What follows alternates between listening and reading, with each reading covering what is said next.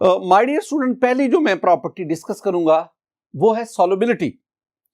एक ना basic concept, general rule, वो जरा ज़हन में बिठा लें। This one is the general principle. इसमें एक्सेप्शन हो सकती है लेकिन ये जनरल प्रिंसिपल है। और प्रिंसिपल क्या है? प्रिंसिपल है like dissolve like, like dissolves like. क्या मतलब? इसका मतलब है कि पोलर पोलर को डिसॉल्व करता है और non polar compound non polar को डिसॉल्व करते हैं। ये एक जनरल प्रिंसिपल है। सॉल्युबिलिटी की एक और भी बहुत इंपॉर्टेंट जो कॉन्सेप्ट है उसको भी स्टूडेंट ज़हन में बिठाएं। कॉन्सेप्ट क्या है जरा देखें। ये मेरे पास ना एक कंटेनर है, इसमें मैंने सॉल्वेंट को लिया।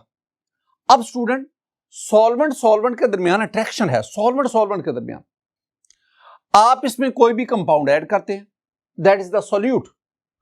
अब सोल्यूट पार्टिकल्स में अट्रैक्शन है। दो किस्म के अट्रैक्शन आ गई, solvent attraction and solute attraction. जब ये सोल्यूट इस सॉल्वेंट में आएगा, अब एक नई किस्म की अट्रैक्शन डेवलप होगी, that is called solute solvent attraction. तीन किस्म के अट्रैक्टिव फोर्सेस इन्वॉल्व हो गई सॉल्युबिलिटी में, सॉल्वेंट अट्रैक्शन, सोल्यूट अट्रैक्शन और solute solvent attraction. My dear student, अगर सोल्यूट सॉल्वेंट अट्रैक्शन सोल्यूट और सॉल्वेंट अट्रैक्शन से ज्यादा होगी, तब यह कंपाउंड इस सॉल्वेंट में डिसॉल्व हो जाएगा। This one is the basic principle of solubility. आइए जरा मैं ना दो किस्म के कंपाउंड का तज़किरा करता हूं, एक आयनिक कंपाउंड और एक कोवलेंट कंपाउंड। पहले हम ना सॉल्युबिलिटी ऑफ आयनिक कंपाउंड इसको डिस्कस करते हैं। माय डियर स्टूडेंट, मेरे पास आ गया सॉल्युबिलिटी ऑफ आयनिक कंपाउंड्स।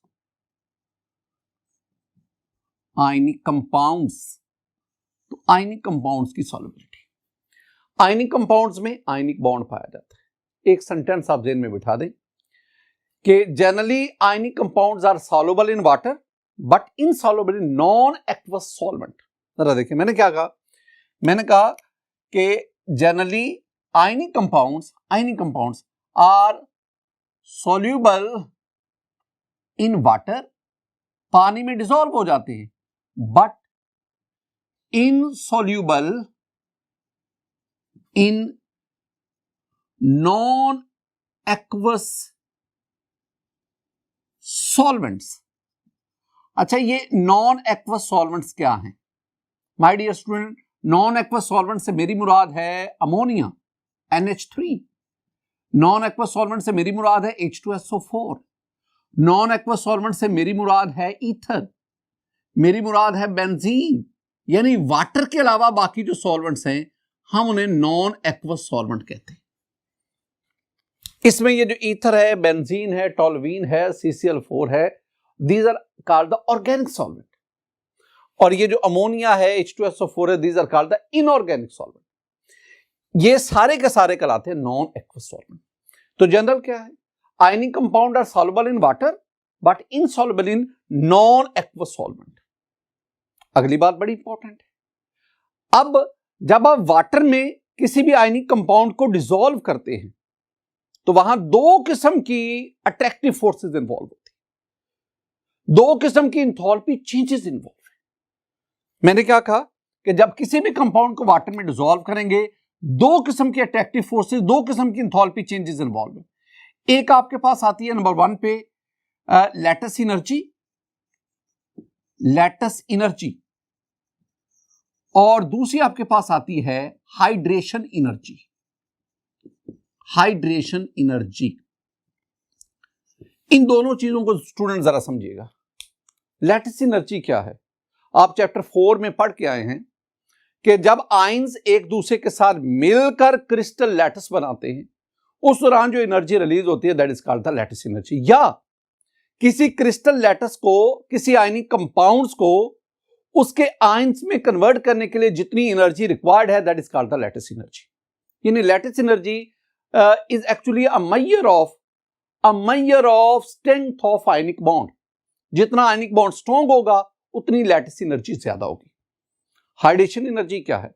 जब आप आयनिक कंपाउंड को वाटर में डिसॉल्व करते हैं, वो आयनिक कंपाउंड के आयंस लैटिस को छोड़कर वाटर में आएंगे, वाटर मॉलिक्यूल उसको सराउंड करेंगे और वाटर मॉलिक्यूल उसके साथ अट्रैक्शन डेवलप करेंगे।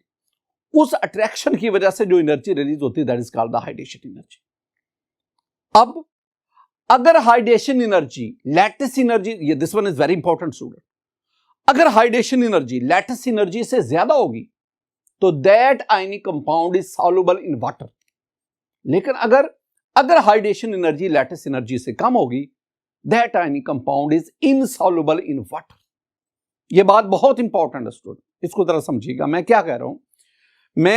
मैं आयनिक कंपाउंड की वाटर में सॉल्युबिलिटी, उसका क्राइटेरिया आपको बता रहा हूं। मैंने क्या कहा? मैंने कहा आपसे कि अगर if lattice energy is less than hydration energy, He hydration energy, that ionic compound is soluble in water, वो पानी में हल हो जाएगा। लेकिन अगर लैटिस एनर्जी ये ज्यादा होगी as compare to hydration energy, then that compound is insoluble in water, वो पानी में डिसॉल्व नहीं होगा। जैसे कैल्शियम कार्बोनेट है, calcium carbonate is insoluble in water, why? Because in calcium carbonate the lattice energy is greater than hydration energy. इस तरह और भी कई आयनिक कंपाउंड हैं जो वाटर में डिसॉल्व नहीं होते, लेकिन mostly ionic compound they are soluble in water, वो पानी में आसानी से हल हो जाते हैं। स्टूडेंट आगे हम बढ़ते हैं। ये तो मैंने सॉल्युबिलिटी ऑफ आयनिक कंपाउंड की बात की। अब आप बात करेंगे solubility of covalent compounds। यहां भी एक सेंटेंस ध्यान में रखिएगा, बिल्कुल वही पैटर्न है जो ऊपर आपने डिस्कस किया। Covalent compound are soluble in organic solvent but are insoluble in water। Covalent compound organic solvent में हल हो जाते हैं but they are insoluble in water. मैंने क्या कहा कि covalent compound soluble in organic solvents और ऑर्गेनिक सॉल्वेंट्स में आपसे कहा कि ethers, CCl4, chloroform, benzene, toluene and many more. तो ऑर्गेनिक कंपाउंड इन सॉल्वेंट में हल हो जाते हैं बट इनसॉल्युबल इन वाटर। मैं दोबारा बात करूंगा, सारे कोवलेंट कंपाउंड, ये नहीं मैं कह रहा कि कोई भी कोवलेंट कंपाउंड पानी में डिसॉल्व भी नहीं होता, ज्यादातर नहीं होते, लेकिन फिर भी एक लंबी लिस्ट ऐसे कोवलेंट कंपाउंड की है जो पानी में डिसॉल्व हो जाते हैं। जैसे ग्लूकोज की बात करें, glucose is soluble in water, glucose is a covalent compound, glucose is soluble in water. कैसे? Glucose when glucose is dissolve in water it creates hydrogen bonding with water और due to hydrogen bonding it is soluble in water. Same is the case with ethyl alcohol. Ethyl alcohol is also soluble in water due to hydrogen bonding. लेकिन ज्यादातर जो organic covalent compound है वो पानी में हल नहीं होते। स्टूडेंट हम आगे बढ़ते हैं। दूसरी जो प्रॉपर्टी हम डिस्कस करने जा रहे हैं दैट इज द आइसोमेरिज्म। ये दो अल्फाज हैं, एक आइसोमर और एक इज्म, बल्कि अगर मैं जोड़ूं तो एक्चुअली ये तीन लफ्ज हैं। एक लफ्ज है आइसोस, मेरोस और इज्म, तीन चीज। आइसोस सेम, एक जैसे, मेरोस यूनिट, और इज्म में पहले भी आपसे डिस्कस कर चुका हूं। इज्म का मतलब होता है फिनोमिनन, मजहर, इजहार, कुदरती अमल। तो आइसोमेरिज्म आपने ना मैट्रिक में भी पढ़ के आए हैं, सेकंड ईयर में जाके आप इसको स्टडी करेंगे। वो फिनोमिनन जिसमें कंपाउंड्स दो या दो से ज्यादा compounds, they have same molecular formula but different structural formula. That phenomenon is called the iso. Molecular formula same है, structural formula different है. तो उन कंपाउंड को हम आइसोमर्स कहते हैं और इस फिनोमिनन को हम कहते हैं आइसोमेरिज्म. अच्छा, आइसोमेरिज्म कैसे कंपाउंड शो करेंगे? पहले बेसिक कॉन्सेप्ट पे आओ स्टूडेंट. ऐसे कंपाउंड जिनमें मौजूद बॉन्ड रिजिड और डायरेक्शनल होगा, those compound will show the isomerism. Very important point. क्या कहा? कंपाउंड्स हैविंग, ये बात याद रखनी है, compounds having rigid and directional bond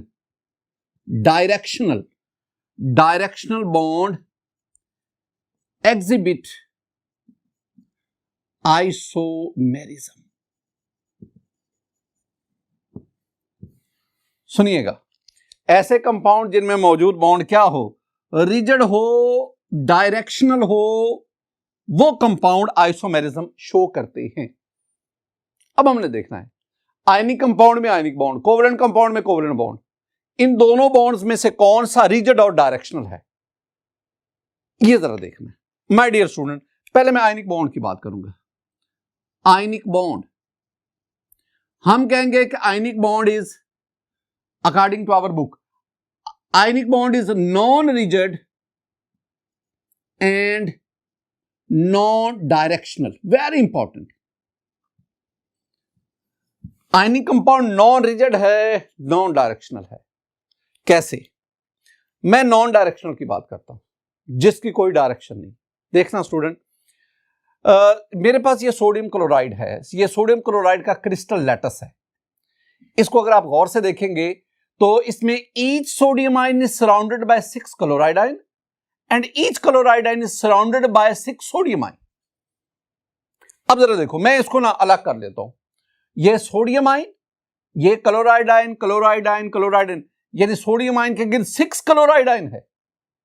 sodium ion का इस क्लोराइड आयन के साथ ये अट्रैक्शन है. This one is the electrostatic line of forces. ये इलेक्ट्रोस्टैटिक लाइन ऑफ फोर्सेस, ये वाली 6 इलेक्ट्रोस्टैटिक लाइन ऑफ फोर्सेस. अब मैं अगर कहूं कि what is the direction of this ionic bond, there is no direction of this ionic bond. अगर मैं आपसे कहूं ना कि आपके पास एक कमरा है जो बिल्कुल गोल है, मैं आपसे कहता हूं बेटा जाके इसके कोने में बैठ जाओ, तो कहां बैठोगे? आप घूमते ही फिरेंगे, उसका तो कॉर्नर ही नहीं है.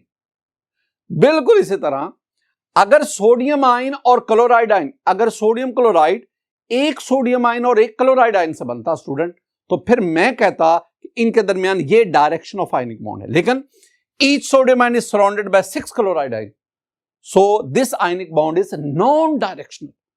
ये आयनिक बॉन्ड क्या होगा? नॉन डायरेक्शनल होगा. इसके बरक्स मैं अगर कोवलेंट बॉन्ड की बात करूं, covalent bond student, covalent bond is rigid and directional. Covalent bond rigid है, डायरेक्शनल है. कैसे? मैंने आपको ना मीथेन का ये स्ट्रक्चर बताया था स्टूडेंट. मीथेन में कार्बन जो है ये sp3 हाइब्रिडाइजेशन शो करता है और ये 4 sp3 हाइब्रिड ऑर्बिटल है. And these hybrid orbital are directed towards the corner of tetrahedron. ये चारों के चारों sp3 हाइब्रिड ऑर्बिटल टेट्राहेड्रॉन के कॉर्नर की तरफ डायरेक्टेड हैं, डायरेक्शन उनकी. और फिर हर एक के ऊपर ना ये हाइड्रोजन एटम जो है वो ओवरलैप करता जाता है. And this one is the methane molecule. अब इस मीथेन मॉलिक्यूल पे आप देखेंगे कि हर कार्बन हाइड्रोजन बॉन्ड एक डेफिनेट डायरेक्शन में है. और हमने पढ़ा था किसी भी दो कार्बन हाइड्रोजन बॉन्ड के दरमियान एक एंगल होता है, स्पेसिफिक एंगल है 109.5 डिग्री का.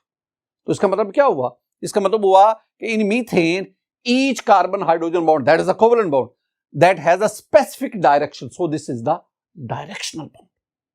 तो इसका मतलब क्या हुआ कि covalent bond is a rigid and directional while the ionic bond is non-rigid and non-directional. तो मैंने ऊपर फिनोमेनन आपको बेसिक कॉन्सेप्ट क्या दिया? मैंने कहा कि जिन कंपाउंड में मौजूद बॉन्ड रिजिड और डायरेक्शनल होगा वो आइसोमेरिज्म शो करेंगे. तो चूंकि कोवलेंट बॉन्ड रिजिड और डायरेक्शनल है, so covalent compound will show isomerism, will exhibit isomerism.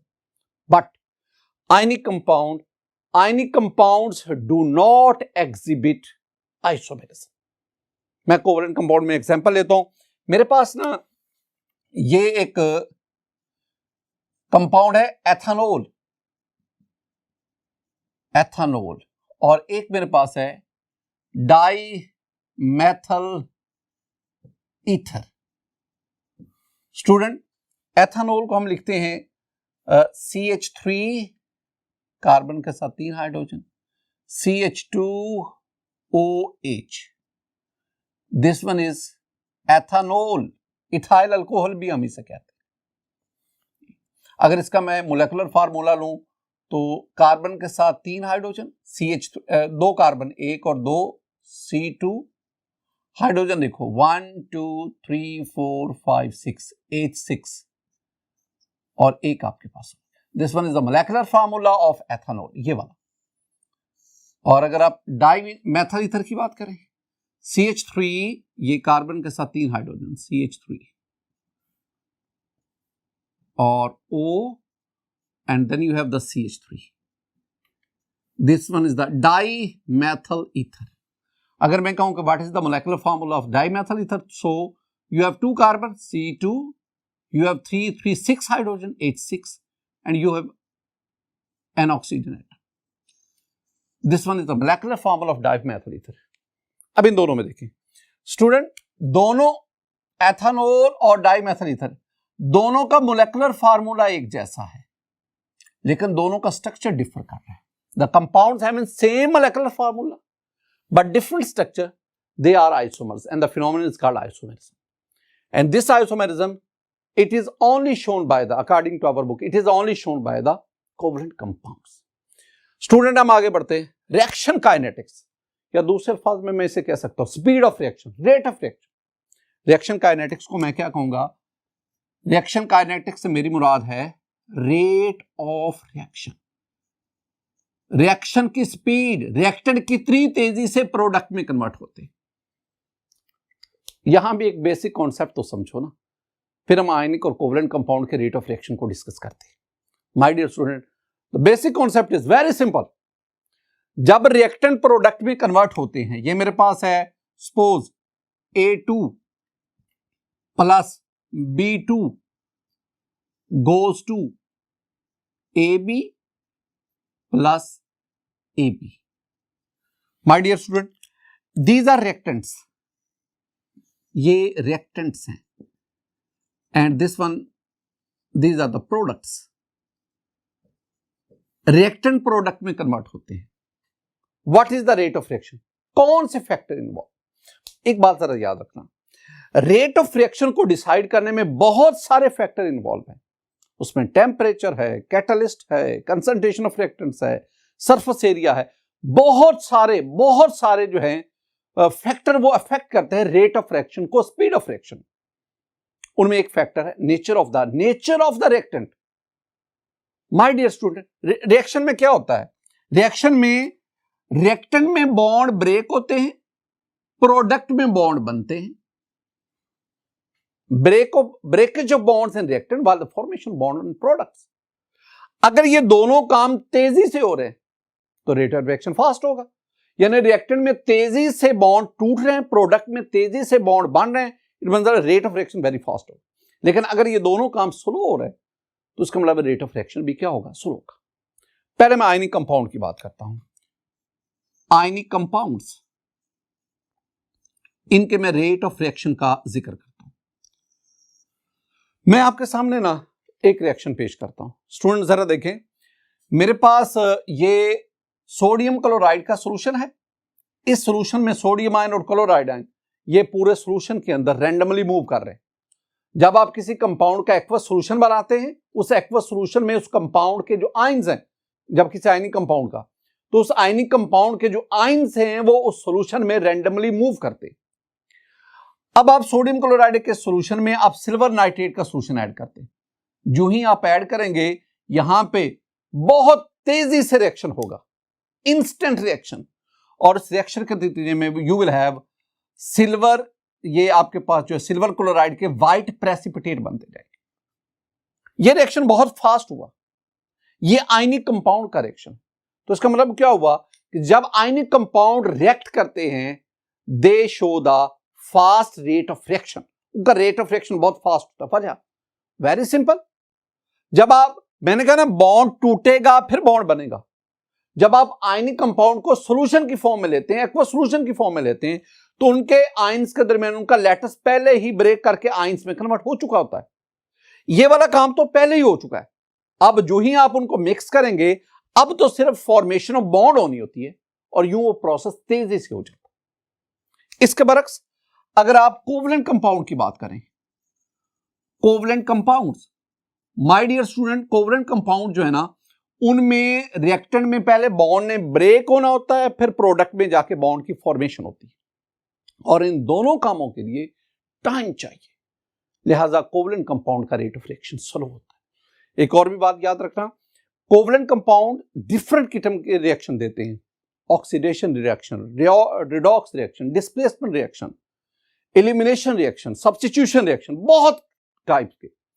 तो कोवलेंट कंपाउंड का जो रेट ऑफ रिएक्शन है वो नेचर ऑफ रिएक्शन पर भी डिपेंड करता है। ये अब सेकंड ईयर में जाके इसको डिटेल से स्टडी करें।